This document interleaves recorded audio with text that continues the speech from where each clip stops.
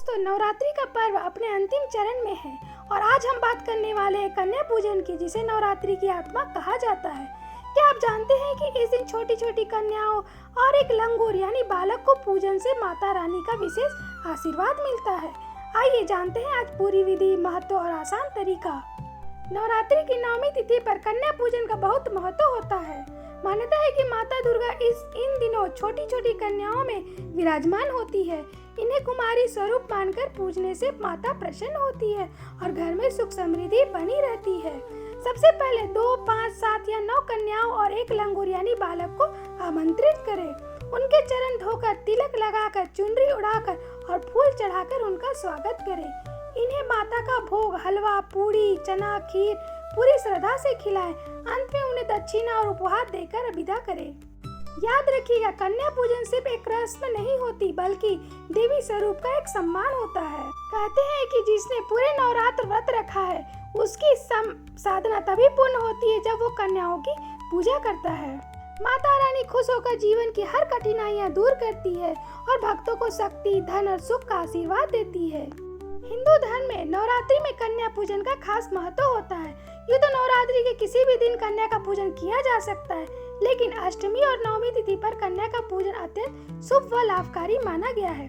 शास्त्रों में वर्णित है कि नवरात्रि में कन्या पूजन से 2 से 10 वर्ष की आयु की कन्याओं का पूजन किया जाता है। यह माँ दुर्गा के अलग अलग स्वरूपों का प्रतीक मानते हैं। कहते हैं कि हर उम्र की कन्या का अलग अलग महत्व होता है। उनका पूजन करने से अलग अलग पुण्य की फल प्राप्ति होती है। जैसे 2 साल की कन्या का पूजन करने से दरिद्रता दूर होती है। 9 साल की कन्या का पूजन करने से शत्रुओं पर जीत हासिल होती है। ये जानते हैं कि इस बार नवरात्रि की अष्टमी व 9वीं तिथि में कन्या पूजन कब है, उसका मुहूर्त क्या है। इस बार नवरात्रि की अष्टमी 30 सितंबर यानी मंगलवार को है। अष्टमी पर कन्या पूजन का ब्रह्म मुहूर्त सुबह 4:37 से सुबह 5:25 तक का रहेगा। अभिजीत मुहूर्त जो होगा सुबह 11:47 से लेकर दोपहर 12:35 तक का होगा। विजय मुहूर्त जो होगा दोपहर 2:10 से लेकर दोपहर 2:58 तक का होगा। इस बार शारदीय नवरात्रि की महानवमी 1 अक्टूबर को मनाई जाएगी। नवमी को कन्या पूजन का ब्रह्म मुहूर्त सुबह 4:37 से लेकर सुबह 5:26 तक का रहेगा। विजय मुहूर्त जो होने वाला है 2:09 से लेकर दोपहर 2:57 तक का रहेगा। रवि योग सुबह 8:06 से लेकर पूरे दिन रहने वाला है। अब आपको बता दें कन्या पूजन की विधि क्या है। कन्या पूजन के लिए कन्याओं को सबसे पहले आदरपूर्वक आमंत्रित किया जाता है।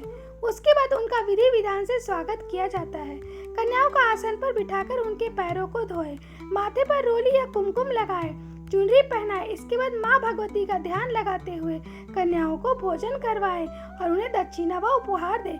अंत में कन्याओं के पैर छूकर आशीर्वाद ले और सम्मान पूर्वक विदा करें। अब आपको बता दें कि दशहरा किस दिन पड़ रही है। हिंदू पंचांग के अनुसार हर साल अश्विनी मास के शुक्ल पक्ष की 10वीं तिथि को विजयादशमी या दशहरा मनाया जाता है। यह पर्व असत्य पर सत्य और अन्याय पर न्याय की जीत का प्रतीक माना जाता है। इसी दिन भगवान श्री राम ने लंकापति रावण का वध किया था और माता दुर्गा ने महिषासुर का संहार किया था। इस साल यह पर्व 2 अक्टूबर गुरुवार को धूमधाम से मनाया जाएगा। धार्मिक दृष्टि इस दिन अस्त्र व शस्त्र पूजन, पुस्तकों, वाहन और औजारों की पूजा करने का विशेष महत्व है। आध्यात्मिक रूप से देखा जाए तो दशहरा में हमें अंदर की जो भी नकारात्मक शक्ति होती है, जैसे आपका क्रोध हो गया, अहंकार, आलस्य और असत्य को समाप्त करने, सकारात्मकता, साहस, धर्म और मर्यादा को अपनाने की प्रेरणा देता है।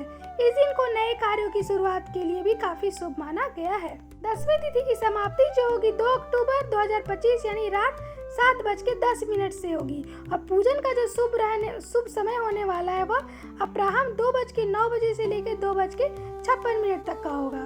आशा करती हूँ वीडियो आपकी अच्छी लगी हो तो कृपया लाइक, सब्सक्राइब करें, मुझे मोटिवेट करें। जय माता दी।